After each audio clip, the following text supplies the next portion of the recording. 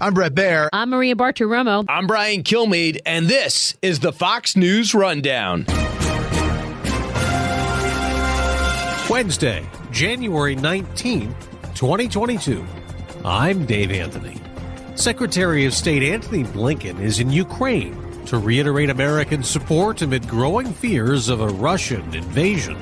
If we cannot guarantee something for Ukraine and help them to deal with this issue, who else is going to be thinking now, well, what is our word worth? I'm Lisa Brady. President Biden holds a news conference today to mark his first year in office, which isn't getting rave reviews in the polls. All of that could change, but right now, I think even the most optimistic Biden backer recognizes that he has dug himself into a hole. We speak with Fox News' Howard Kurtz. I'm Liz Peek. I've got the final word on the Fox News Rundown. Is the Russian bear about to claw Ukraine? Our view is this is an extremely dangerous situation.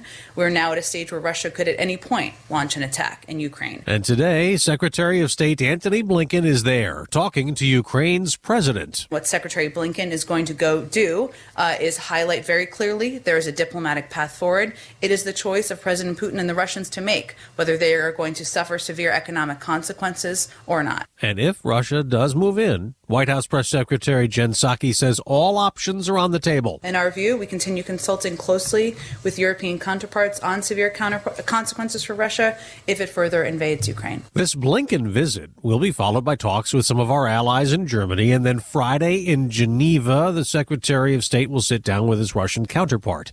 A bipartisan group of U.S. senators went to Ukraine before Blinken, including Democrat Richard Blumenthal, who says if Russia invades, we will give the people of Ukraine the arms, lethal arms, they need to defend their lives. This about 8 years after the fight for Crimea. Russia took over that disputed region from Ukraine and now has more than 100,000 troops amassed near Ukraine's border. And it's sending even more troops into Belarus for military exercises, a U.S. State Department official tells Fox are not normal and look ominous. Unfortunately, President Biden and his administration does a lot of talk, but doesn't walk the walk. Congresswoman Victoria Spartz is a Republican from Indiana, and as we'll get into later, is a Ukrainian-American who was born there when it was part of the Soviet Union. It's not just, they, not very good at the domestic or international policies. They're also not a very good card players. And unfortunately, President Putin is not a bad card player and chess player, and he's taken advantage of the weaknesses in the situation and really creates instability in Eastern Europe. President Biden has warned over and over, and so has Secretary of State Blinken, of severe consequences, harsh economic sanctions if Russia does invade Ukraine. What has the administration done wrong, in your view, in this game of chess or cards, as you likened it to? Well, one thing this spring, they waived sanctions on Nord Stream 2, and they got nothing for it. They, say, well, we want to be nice to Europe. And now they hope Europe is going to be nice to them. I haven't seen Europe really trying to collaborate with us very much, so I think it was a big mistake. Congresswoman, let's go back to Nord Stream 2. This is a pipeline, correct? And what is it? Why is this such an important issue? Well, it is an important issue because this pipeline creates dependency of Western Europe on natural gas from the countries like Russia. And what we are doing here, United States could be one of the biggest, and we still are, one of the biggest exporter of liquid natural gas, and we can help Europe to be less dependent on the countries like Russia. Instead of it, majority of our, liquid natural gas industry is idle right now because we have unrealistic and I would say stupid energy policy right now, and now empowers Russia to exercise even more power because winter is coming and gas prices are out of control right now in Europe and they're freezing. Instead of us helping, if we want to empower Europe and in having better capacity and continue what President Trump started to have more experts in Europe, we generally screwed Europe with that, and they moved a lot of experts to Asia, and then, they now have to rely on Russia. That is a bad decision, but now it's become a problem. The troops, there are about 100,000 said to be there on the border, Russia near Ukraine. Now Russia is also sending more troops to Belarus for military exercises with that country. Belarus, of course, is also on the border of Ukraine. Does that make you even more nervous? Well, I think it's unfortunate that, that President Putin decided to align himself with very aggressive countries, with communist countries, and decided to, instead of empowering his country to become part of the developed world with democracy and freedoms for his people, he decided to go back to totalitarian regime. And I think any country from former Soviet Union that is free and democratic is a danger to his own power, because Russians will start thinking, well, you know what?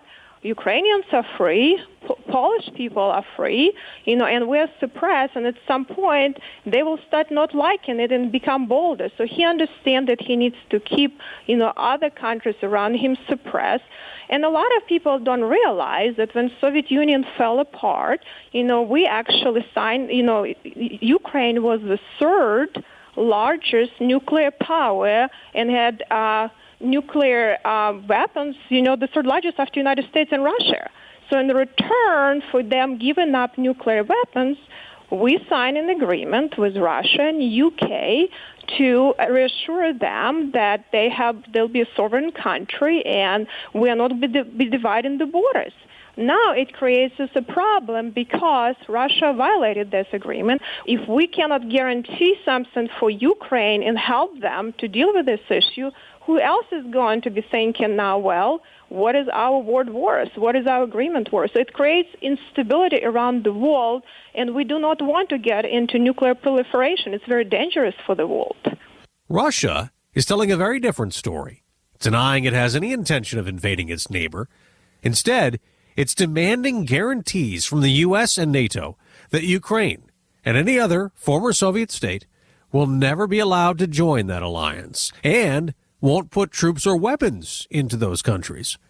NATO leader Jens Stoltenberg says Russia doesn't get to dictate such decisions. Allies are ready to support Ukraine on its path towards membership, helping to implement reforms, modernize their armed forces to meet NATO standards. And then, at the end of the day, it has to be NATO allies and Ukraine that decides on membership. Congresswoman Spartz agrees. If Ukrainian people want to do it and NATO decides that they are the members that are ready to join, then that should be decided by these parties. No other country, should be, allowed to say that you cannot do it. If Russia would decide someday they want to be a NATO ally, that should be up to the Russian people and NATO. So I don't think any country should be dictating these rules, but I think, unfortunately, President Putin got very emboldened, and he wants to, again, to instill his power in Europe and start dividing on the camps and spheres of influence Europe, which brings very unhealthy environment to Europe. We went through it many times, and it leads to instability and wars in Europe. And I think it's just a bad idea to start going that direction. But this is just a bad negotiation right now. And now we put ourselves in a situation that Congress needs to step up and put pressure on this administration, because their actions create bad policies and instability in Europe that, will cause all of us headaches. This is very personal for you. You are the first Ukrainian-American member of Congress. You were born in Ukraine back when it was part of the Soviet Union. It's been a journey for you. You came to the United States, so I assume you still have family there? I do, but I look at that more from a standpoint, I grew up when it was Soviet Union, and if you think about it, it was a socialist country that failed for a reason, because socialist system failed in the end. And you can see how hard it is to regain it back. We have Ukraine been independent for 30 years, and they still try to fight for freedoms. I've seen a lot of younger people, like in our country, get inspired by some Marxist ideas, and breaks my heart because a lot of Americans died for these freedoms and for this. A lot of people around the world died to fight Marxist communists. These are very destructive ideas, and they get embraced by some of the people. And I'm fine to have a debate of ideas and everything else, but it's almost becoming admiration in some of the young people. And it's sad for me to see that after all of these fights and so many lives lost in the last century, and the victory we just had not that long time ago, we allow some of this dictatorship and totalitarian views, to get back into power, instead of working and try to promote freedoms and democracy further. We see it now in South America, it's happening. That is a very disturbing to me. We see how much communist country like China, how much power they're gaining, and we're not being proactive in having good policy to promote liberties, the ideas, the things that empower people, the things that make our country the greatest in the world. That's why, we have the most freedom. That's why people want to come here. Do you think people, you grew up, you lived through oppression and communism, do you think people here just take what we have for granted? Unfortunately, people do, especially younger generation. I think older generation went through a lot of hardships, and I think that is kind of downfall of us as parents. When our life is tough, we want our life of our children to be easier, and then we don't strengthen them enough, don't build enough resilience in our children, because life is tough. It's all about overcoming adversity, be able to deal through problems and move forward and never give up. So you have to teach, doesn't matter. It doesn't matter which country you live in, you will deal with difficulties. But I think with the good intentions, we made our children weaker. When they become weaker, they more become dependent on government.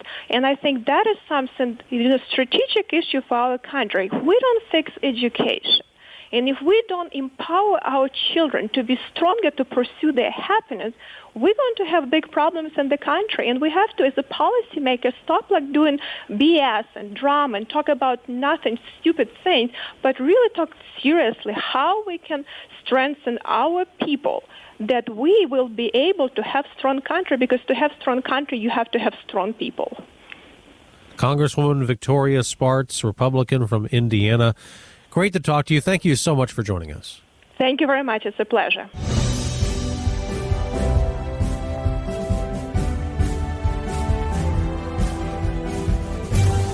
This is Liz Peek with your Fox News commentary coming up.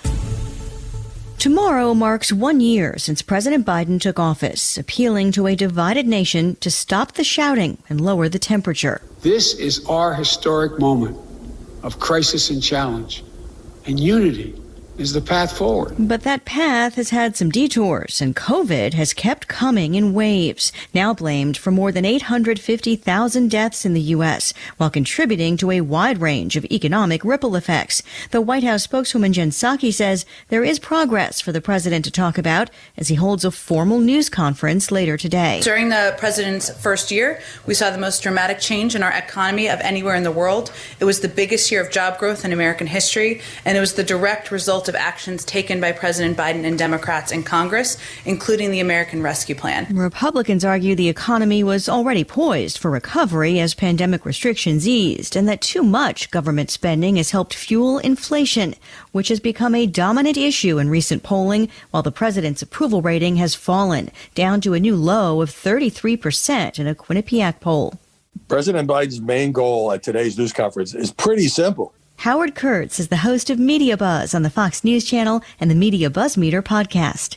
He has to reverse the narrative that is spread throughout the mainstream media that his first year has by and large been a failure, that he's on a spectacular losing streak, that he doesn't have control of his own party, and they may not be up to the job. Now, that's not my opinion. I'm seeing that by certain people on MSNBC, New York Times columnists. The press is really reassessing Joe Biden right now after his first year. And the one thing that he has to do, in addition to talking to the press board, which we can discuss, he's got to change that storyline. When it comes to the press, though, some in the media were accused at first, at least, of being too friendly to President Biden. Maybe that was an assumption made. But as his problems have deepened, have the media at large, done a better job holding his feet to the fire, so to speak, or have they turned on him in some cases?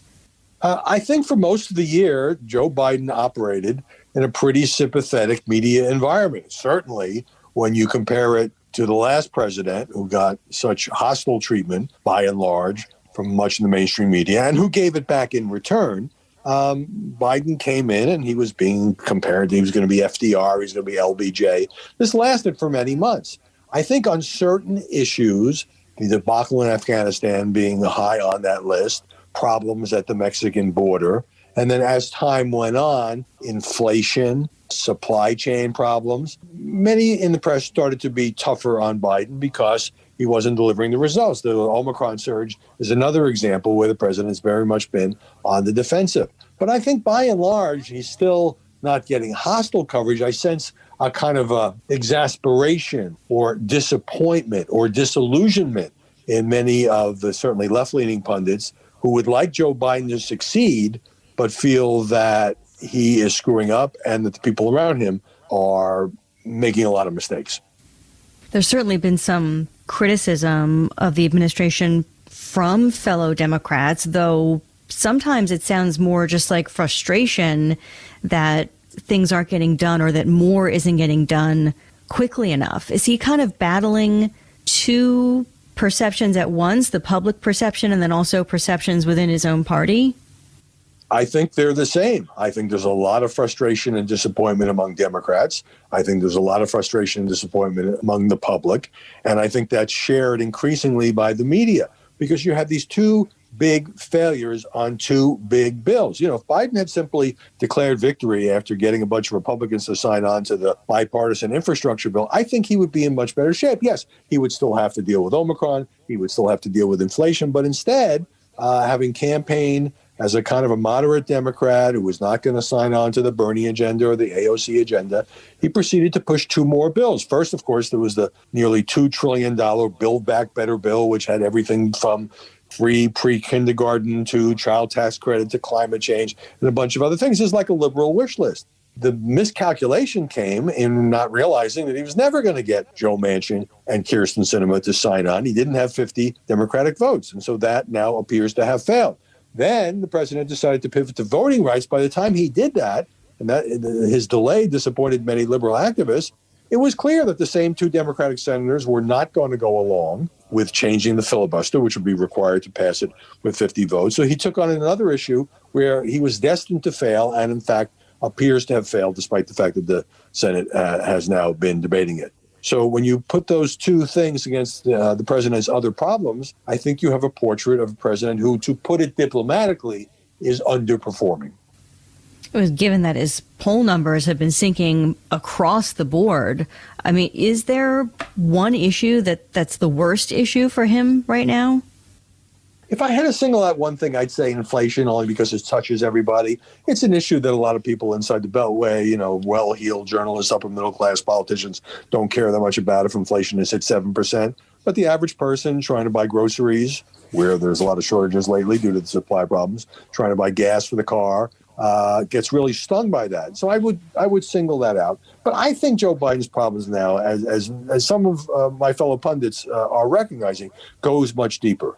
I think he is not coming across, and some of this is subjective, but he's not coming across as in command. When you can't convince the members of your own party to back you on something that essentially is the most important remaining item in your agenda, with everybody knows this is a very strong possibility Republicans will take the House this November, then you don't come across as being really strong. And I think he spends so much time. In fact, there are stories coming out of the White House now, the new spin, saying that, well, he's going to reset, he's going to have a new communication strategy. It's always what you do. You say, I'm getting bad PR, where he's going to spend less time talking to other lawmakers, or at least making that the focus, and more time trying to communicate directly with voters out in the country. I guess that makes sense. But I've argued for many months now that Joe Biden doesn't make enough use of the bully pulpit, because the fact that he's having this press conference today, it's only his 10th in office, far fewer than Trump, than Obama, than Clinton, than Bush. Also, doesn't give very many one-on-one interviews to the press. He basically avoids the press to the extent that he can, and that means he's not often driving the news agenda. I think that may change given the fact that he's got the sinking polls numbers, and he's got some, even people like Maureen Dowd of the New York Times and Donnie Deutsch and MSNBC starting to say, hey, he's not getting the job done. He doesn't appear big enough for the job right now. A lot can change. All the people who say, well, of course, they're all going to get clobbered in November. 75 things will happen between now and then. But right now, even the Biden White House recognizes that it's not doing well with the press and it's not delivering the results that many people had hoped to see from Joe Biden. As you note, though, here we are now in the midterm election year. Does he even have the possibility of making an effective case on an issue, any issue, and actually being able to gain any ground during this news conference? A single news conference certainly is not going to turn things around, and we'll see whether the reporters are more confrontational with the president than they have been. I would think that a series of news conferences, if President Biden would hold more news conferences, would give his first interview as president to the New York Times, to the Washington Post, to the Wall Street Journal, to USA Today, would go on television, including Fox News, not just with people who are deemed to be friendly or podcast people who are deemed to be friendly or going on, late night comedy shows. I think over time, he can make his voice heard. And it's funny to say this about a president with such a giant megaphone, but basically, Joe Biden often is reacting to events because he's not moving the news agenda, because he's not saying anything other than bland bromides on social media. So I think that's a factor. But the other factor is, if the economy were to continue to be strong, if the Omicron surge fades and COVID is coming under more control, then people may feel more comfortable with Biden as president. In other words, all of this stuff about PR and dealing with the press, it's all very nice, but you got to deliver results. Right now, it feels like the Biden administration is kind of flailing and doesn't have its footing. Then there's problems dealing with the Russians and other things on the foreign agenda as well. All of that could change, but right now, I think even the most optimistic Biden backer recognizes that he has dug himself into a hole. What about the optics for today's event? If, for instance, the White House doesn't allow enough questions or is perceived to not allow enough questions and tries to keep it very short, how damaging could that be? Or does that not even matter at this point? I think it would be a mistake, and I don't expect this to happen, for President Biden to take just a handful of questions and then walk off while reporters are still shouting, since he holds so few news conferences. And of course, most people won't see it live. They'll see the clips, and that's how they'll form their judgments. He ought to take a whole bunch of questions. He actually, the conventional wisdom is Biden doesn't talk to reporters more because his team, and maybe the president himself, he once called himself a gaffe machine, thinks he may misstep. He may say something that he regrets. He might snap at a reporter. He's been known to do that on occasion when he's pressed, particularly, do you have confidence in such and such an issue? I think that's a risk worth taking for the president to grab the headlines, be all over television, not just tonight, but in the days to come. And if he holds more news conferences, talks to more reporters, does more interviews, what if he even went on a Sunday show or two? I think then each particular malapropism or misstep, it matters less because people are more used to seeing him. When you have very few press events, then each one gets this big buildup, and it becomes harder to completely avoid any problems. So Biden's got his work cut out for him. And I think, look, when you're riding high in the polls and you're generally popular, then you can stiff the press and probably not pay much of a price. Right now, that's not where President Biden is. What is the number one thing you think he should not do during this news conference? Say that's a really stupid question to a reporter. There's a couple of times, the incidents are pretty well known now. Once where he snapped at CNN's Caitlin Collins and said, if you don't understand that, then you shouldn't even be in the business. Okay, that's not a good look. People like Joe Biden, and they generally have liked him over the years. He's been around, obviously, for many decades, because he's a genial guy, because he connects with people, particularly working class people. And if he's seen as churlish or snapping at reporters, that's the Trump style. He doesn't want to go down that road. He should answer the questions. Hopefully his team has supplied him with good answers. But ultimately, the public will be the judge of that. He doesn't have to please the press. We're just one element, but certainly we're a key part of any White House communication strategy. Howard Kurtz, host of MediaBUZZ and the MediaBUZZ Meter podcast. Thank you so much for your time. Good to talk to you.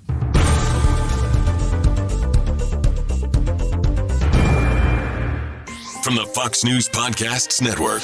I'm Ben Domenech, publisher of The Federalist, and I'm inviting you to join a new conversation with the smartest thinkers out there about the country and where we're going. Subscribe to the Ben Domenech Podcast. Subscribe and listen now by going to foxnewspodcasts.com. Rate and review the Fox News Rundown on Apple Podcasts or wherever you listen.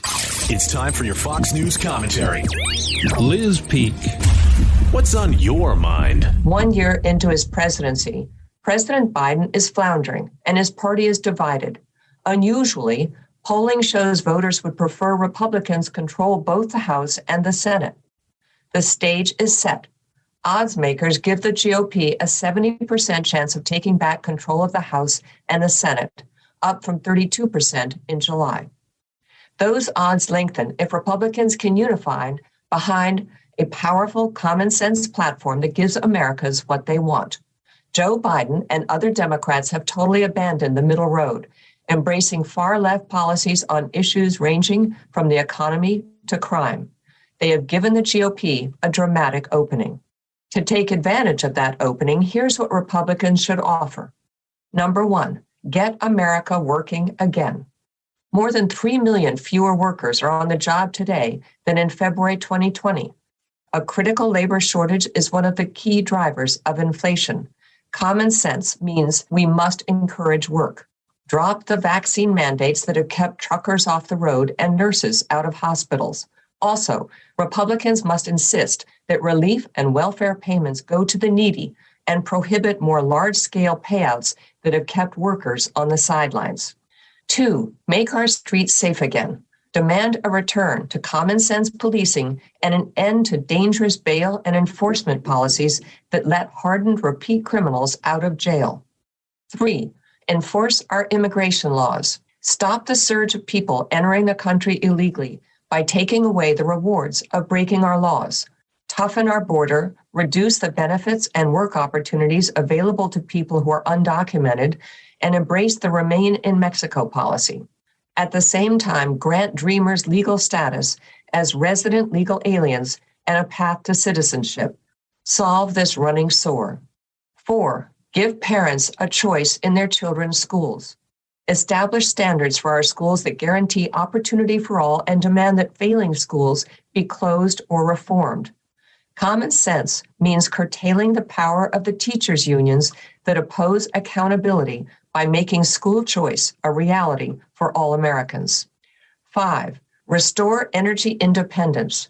Return to an all-of-the-above energy policy that safeguards the needs of Americans and preserves a critical geopolitical advantage. 6, protect small businesses. Keep taxes low and reduce the red tape burden on all Americans and especially on small firms that are the backbone of our economy and our cities. This is not rocket science. Finding common good, paying attention to the concerns of voters, and attracting compromise is not magic. It takes hard work and requires solid arguments. Moreover, it takes common sense. Joe Biden was elected mainly because he wasn't Donald Trump, and also because he promised to govern as a moderate and to bring the country together. During his first year in office, Biden has utterly betrayed the trust of America's voters and deserves his own shellacking come November. Branding themselves as the party of common sense, Republicans stand an excellent chance of delivering just that. This is Liz Peek, Fox News contributor. You've been listening to the Fox News Rundown. Stay up to date by subscribing to this podcast at foxnewspodcasts.com. And for up-to-the-minute news, go to foxnews.com. I'm Guy Benson. Join me weekdays at 3 p.m. Eastern as we break down the biggest stories of the day with some of the biggest newsmakers and guests. Listen live on the Fox News app or get the free podcast at GuyBensonShow.com. Love Fox News? Click the subscribe button to get more of the news and opinion you trust. And click the Fox News Rundown playlist for the latest episodes.